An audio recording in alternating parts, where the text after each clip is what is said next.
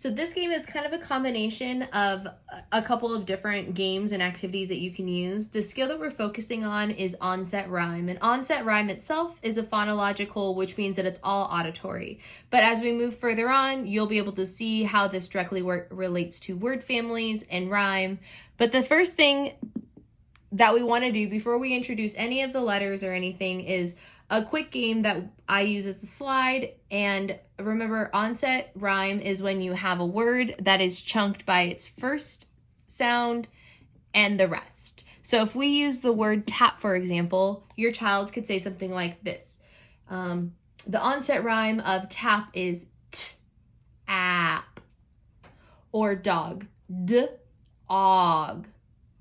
Once they've mastered how to auditorily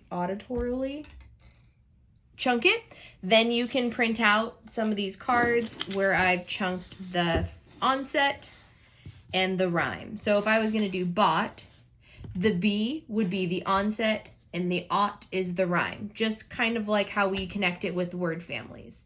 All of these have the picture, but they're putting the words back together based on their onset and their rhyme. Once they've mastered that, I have a dice that you can print and cut, but I found these at the dollar store. This is a fun game. They can roll it, or you can roll it for them and read it, but they're going to roll the onset, and then they're going to roll the rhyme, and then they're going to blend. Ip, mip.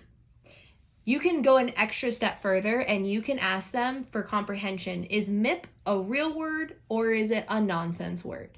Nonsense words are words that follow spelling patterns, but they don't actually mean anything in our real life.